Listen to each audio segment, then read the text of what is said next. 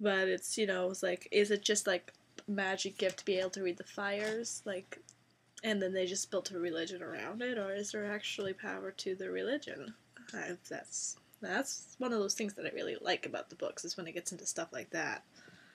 Um,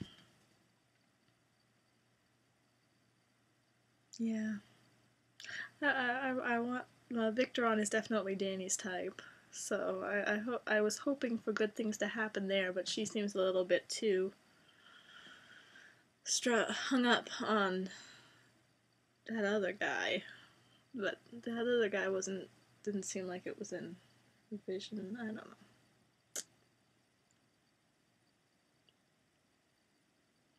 I don't like it when they get pious like that. Burning virgins and whatnot. You should just take a whole pile of salt wives. I would have been so. I would down with that completely. For the shit. Okay, gotta find some Asha. Her last chapter with Theon, that was cool. I'm not gonna get sympathetic on Theon. I think he's an awful person and he's done nothing to redeem himself.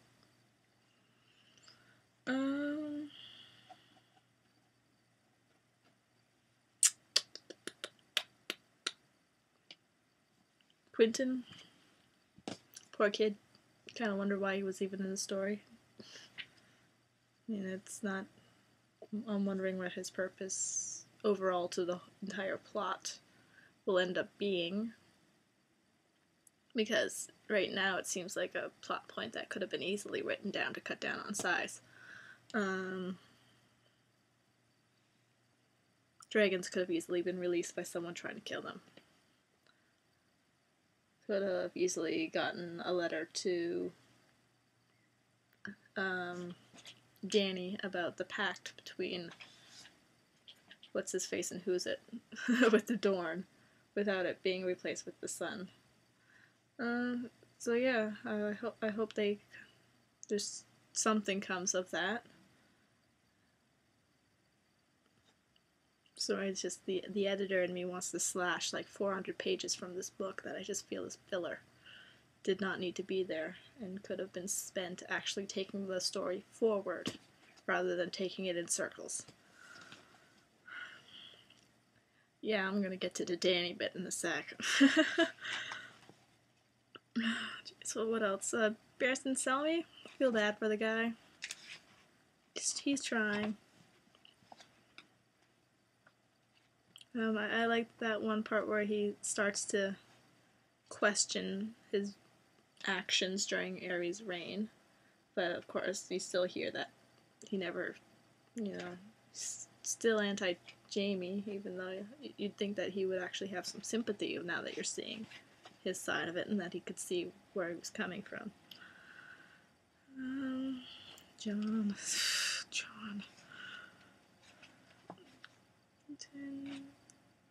Griffin, I mean, it's only they only had 3 chapters anyways. Half of that was pointless Tyrion chapters that went nowhere. Still not sure what the hell the point of having that grayscale thing was.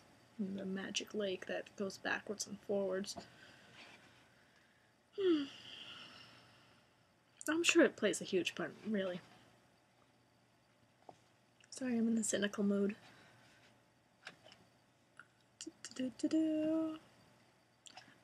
Arya. She only had like 3 chapters. Couldn't have stuck in a Sansa, not just like 2. Really? Sansa would have made this book so much more interesting to know what little, you know, at least getting a bit of, oh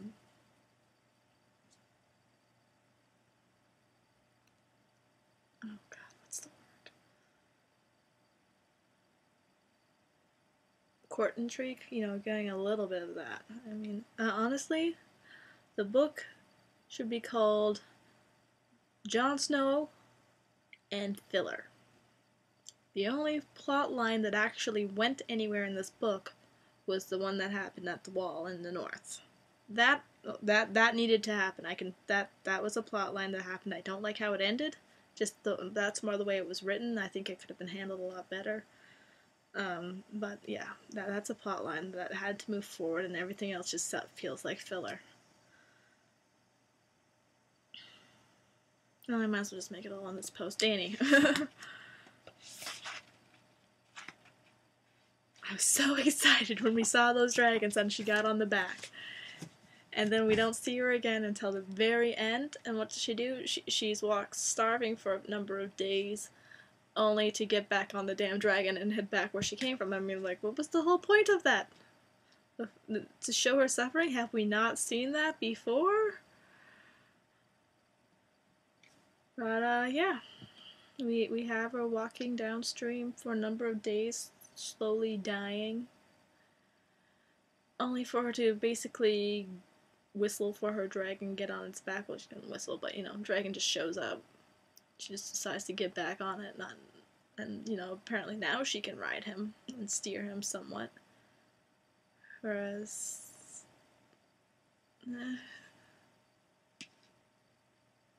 filler? I'm gonna just call it filler. I really wanted Tyrion to meet up with Dany. I really, really wanted that. I wanted that interaction so, so badly, and it did not happen. 6 years, and it did not happen. And honestly, I think...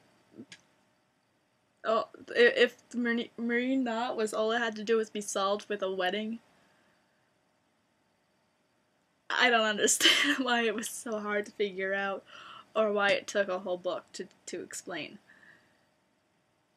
We get people starving, we get a epidemic, we get I mean, like, honestly, the spoiler chapters, like the 3 that we got or whatever in like 4 years ago, that pretty well summed it. Like, if we took all the spoiler chapters that we had gotten and we look at what people were able to figure out from that, like, people were able to figure out Baby Aegon from that already. People were able to figure out the dragons are unruly and they can't be handled at the moment from that. If Jon, like I said, that's the one storyline that had to happen. But if we just look at those ones, and Bran, he beyond the wall. He goes beyond the wall. All we do, again, we've been able to figure out that Cold Hands is dead, and that he's going to meet the Three-Eyed Crow. So he goes and meets the Three-Eyed Crow, and we find out that he can listen through trees. How did that take up this much book? How? The editor in me just wants to hack and slash this thing to bits.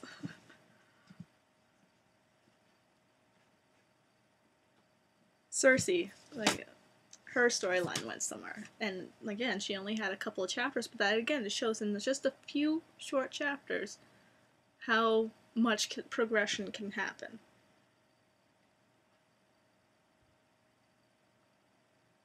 I'm not sure if I like the whole, just the end of the walk kind of humbled her thing. I like my lioness. I don't think we're gonna see pious Cersei, and if we do, I'm not gonna believe it. I'm gonna call BS on that. Just like if we see pious Hound. I don't mind subdued a bit, but he better not be in Lancel.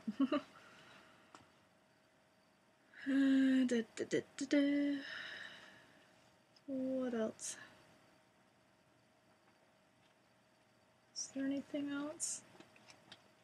Basically just summed up the book in one post.